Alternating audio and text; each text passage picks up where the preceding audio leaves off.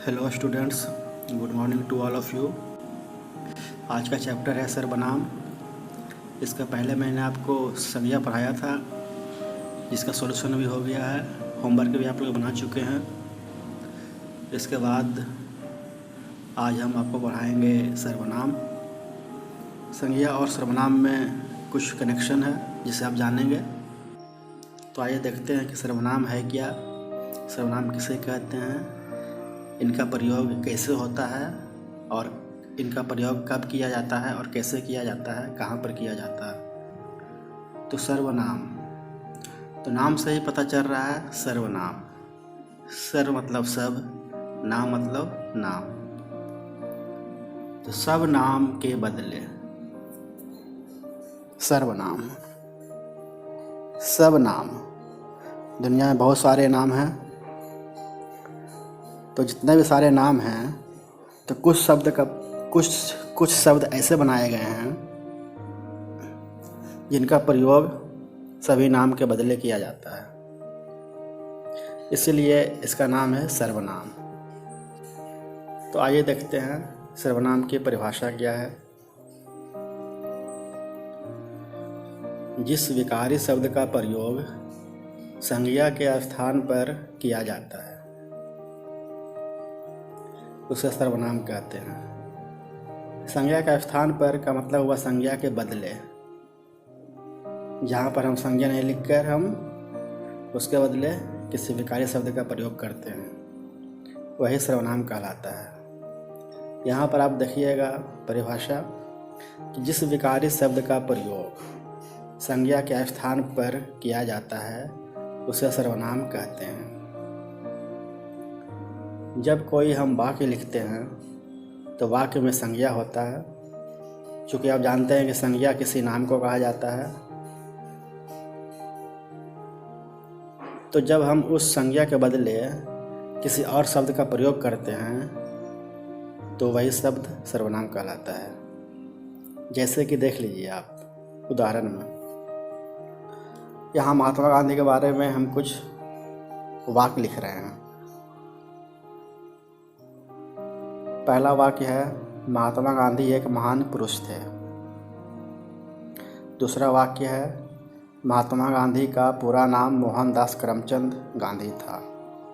तीसरा वाक्य है, महात्मा गांधी का जन्म 2 अक्टूबर 1869 ईस्वी में हुआ था। चौथा वाक्य है, महात्मा गांधी के पिता का नाम करमचंद गांधी था। पांचवा वाक्य है, महात्मा गांधी की पत्नी का नाम कस्तूरबा गांधी था। छठा वाक्य है, महात्मा गांधी की माता जी का नाम पुतलीबाई थी।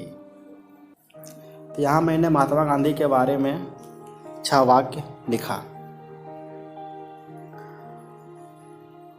और 6 वाक्य में आप देख रहे हैं कि महात्मा गांधी के बारे में लिखा गया है। तो सबसे पहले मैंने लिखा महात्मा गांधी एक महान पुरुष थे,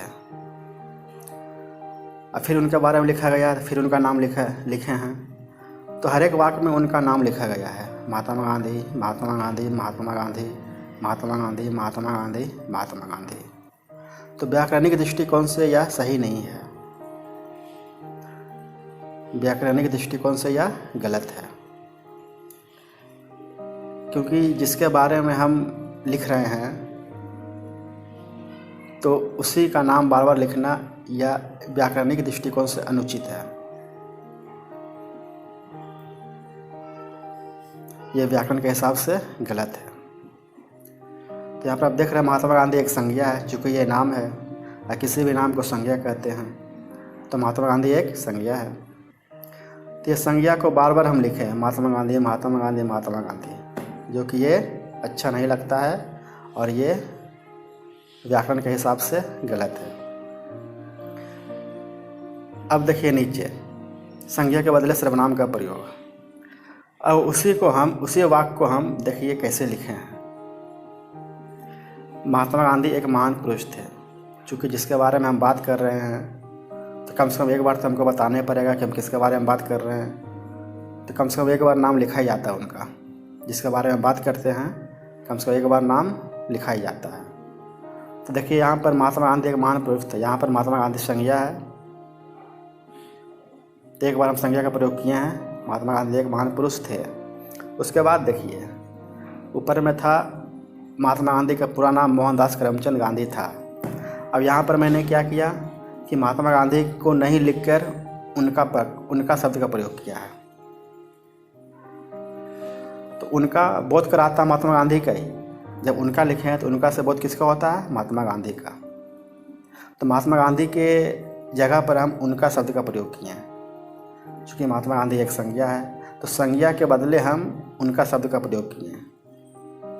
तो सर्वनाम की परिभाषा है कि संज्ञा के बदले जिस शब्द का प्रयोग किया जाता है वही शब्द सर्वनाम कहलाता है। तो यहाँ पर हम कह सकते हैं कि उनका शब्द क्या है? सर्वनाम है, क्योंकि उनका से बोध किनका होता है? महात्मा गांधी का होता है। महात्मा गांधी संज्ञा का प्रयोग करके नहीं, हम उनके जगह पर उनका का प्रयोग किए हैं, तो उनका क्या हो गया? सर्वनाम हो गया।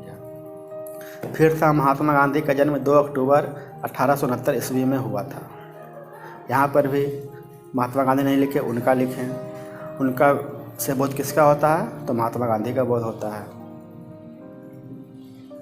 तो महात्मा गांधी की जगह पर हम उनका लिखें, यहाँ भी उनका क्या हो गया? सर्वनाम हो गया। फिर है महात्मा गांधी के पिता का नाम करमचंद गांधी था। अब देखिए फिर यहाँ पर महात्मा गांधी की जगह पर उनके लिखे हैं, तो यहाँ पर उनका क्या हो गया? सर्वनाम हो गया। यहाँ पर आप देख रहे हैं कि महात्मा गांधी शब्द जो है संज्ञा है, और नीचे में हम क्या किए हैं कि संज्ञा को हटा दिए हैं और उसके बदले में किसी और शब्द का प्रयोग कर रहे हैं जो कि सर्वनाम है। तो जिस शब्द का प्रयोग करते हैं उसे सर्वनाम कहते हैं। यहाँ पर देखिए सबसे नीचे देखिए, वे सत्य और अहिंसा के पुजारी थे। वे मतलब कौन? तो महात्मा गांधी। तो वे का बोध किसके लिए होता है? तो महात्मा गांधी के लिए होता है। क्योंकि महात्मा गांधी एक संज्ञा है, तो महात्मा गांधी की जगह पर हम वे लिखे हैं। हम कह सकते हैं कि वे क्या है? सर्वनाम है, क्योंकि परिभाषा है इस संज्ञा के बदले जिस शब्द का प्रयोग किया जाता है उसे सर्वनाम कहते हैं। और यहाँ पर उनका, उनकी, उनके, वे, ये सारे जो शब्द हैं संज्ञा के बदले प्रयोग किया गया है, इसीलिए ये सारे शब्द क्या हैं? सर्वनाम हैं। अब ये भी जान लीजिए कि हिंदी में कुल 11 सर्वनाम हैं। हिंदी में कुल 11 सर्वनाम हैं। मैं, तू, आप, यह, वह, जो, सो, कोई, कुछ, कौन, क्या।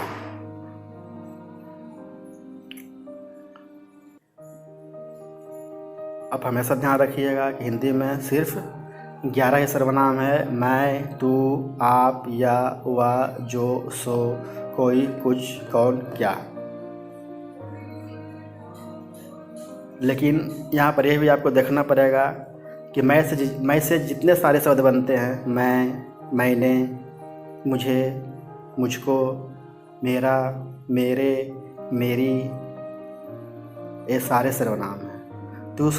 तू से जितने भी सारे शब्द बनते हैं, तुम्हारा, तुम, तुम्हें, तुम्हारे लिए, तुझे, तुझको, ये सारे सर्वनाम हैं। आप से जितने भी सारे शब्द बनते हैं ये सारे सर्वनाम हैं। आपके, आपका, आपकी, आप में, आपसे, आपने, या से जितने भी सारे शब्द बनते हैं, या, ये, इसने, इसका, इसकी, ये सारे सर्वनाम हैं। हुआ से जितने भी बनते हैं शब्द, वे, उनका, उनकी, उनके, ये सारे सर्वनाम हैं। जो सभी बनता है शब्द, जो, जिसने, जिनका, जिनकी, जिन्होंने, जिन्हें, सो, कोई,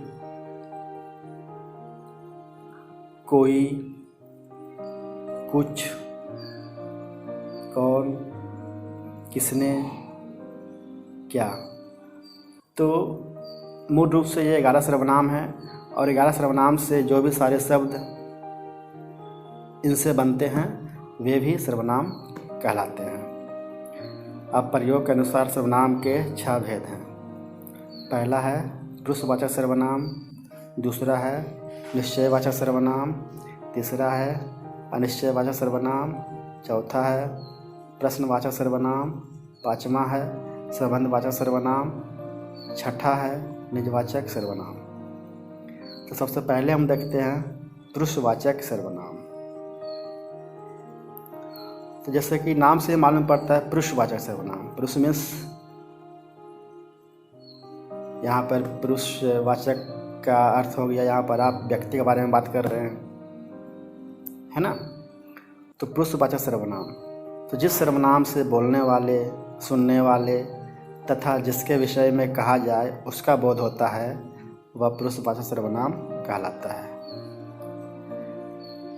चूँकि आप जानते हैं कि सर्वनाम 11 हैं और 11 में कुछ ऐसे सर्वनाम हैं जिनका बोध बोलने वाले के लिए होता है, सुनने वाले के लिए होता है और जिसके बारे में बात करते हैं उसका होता है। जिसमें कि मैं, तू, आप, ये तीनों मैं, तू, आप, वह, तो ये सारे क्या हैं? ये सारे आपका पुरुषवाचक सर्वनाम है। अब पुरुषवाचक सर्वनाम के भी 3 उपभेद हैं। पहला है उत्तम पुरुष, बोलने वाले को उत्तम पुरुष कहते हैं। जैसे मैं, हम, मैंने, हमने, हम लोग, मुझे इत्यादि, ये सारे उत्तम पुरुष हैं। बोलने वाले को उत्तम पुरुष कहते हैं। इससे कोई बोल रहा है और जब कोई बोल रहा है तो जो खुद के लिए प्रयोग करता है, जिस शब्द का प्रयोग खुद के लिए करता है, जैसे कि मैं, जैसे कि अभी मैं आपको पढ़ा रहा हूँ तो खुद के लिए मैं का प्रयोग करेंगे। तो बोलने वाले तो मैं हैं, बोलने वाला कौन है? मैं, हम या मैंने या हमने, ये सारे शब्द बोलने वाले खुद के लिए प्रयोग करते हैं। तो इसलिए कहा गया कि बोलने वाले को उत्तम पुरुष कहते हैं। मध्यम पुरुष, सुनने वाले को मध्यम पुरुष कहते हैं। और जब जैसे कि मैं अभी बोल रहा हूँ तो आप सुन रहे हैं, तो सुनने वाले आप हैं, तो आपके लिए हम क्या प्रयोग करेंगे? आप। तो आप या तू, तुम, तुमने, तुम्हें, तुझको, तुम्हारा, ये सारे क्या है? सुनने वाले के लिए प्रयोग किया जाता है। तो ये सारे मध्यम पुरुष हो गए। अन्य पुरुष, जिसके विषय में कुछ कहा जाता है उसे अन्य पुरुष कहते हैं। बोलने वाले मैं हो गया, सुनने वाले तुम हो गया, और जिसके बारे में बात किया जाता है वहाँ पर वो उपस्थित नहीं होता है बल्कि उसके बारे में बात करते हैं, तो उसके लिए हम वह का प्रयोग करते हैं।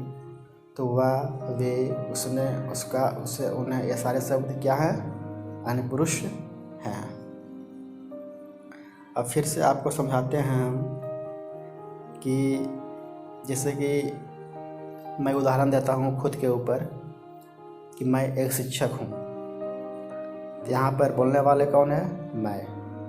तो यहाँ पर मैं का प्रयोग किसके लिए हुआ है? बोलने वाले के लिए। तो मैं क्या हो गया? उत्तम पुरुष। हम शिक्षक हैं, यहाँ पर भी बोलने वाले कौन हैं? हम।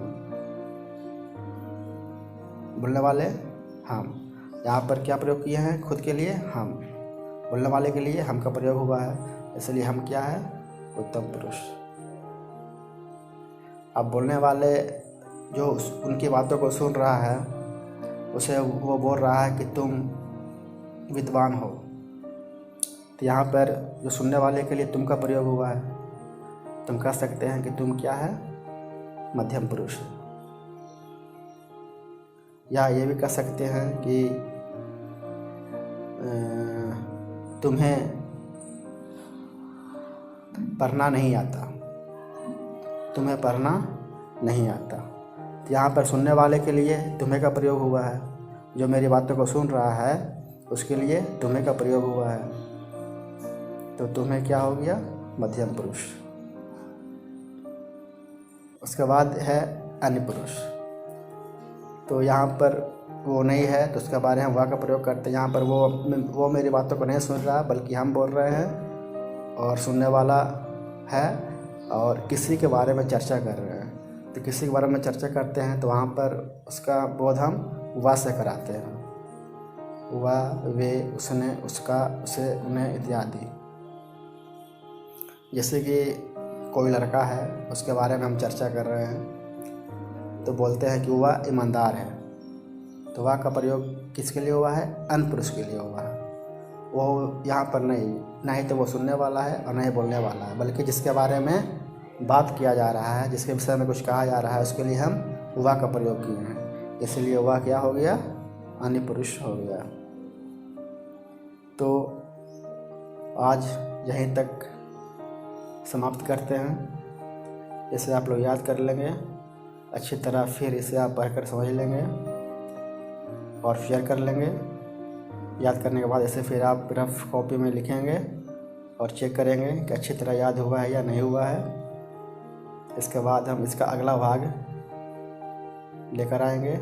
तब तक के लिए आप इसे याद कीजिए, रिवीजन कीजिए। तब तक के लिए धन्यवाद।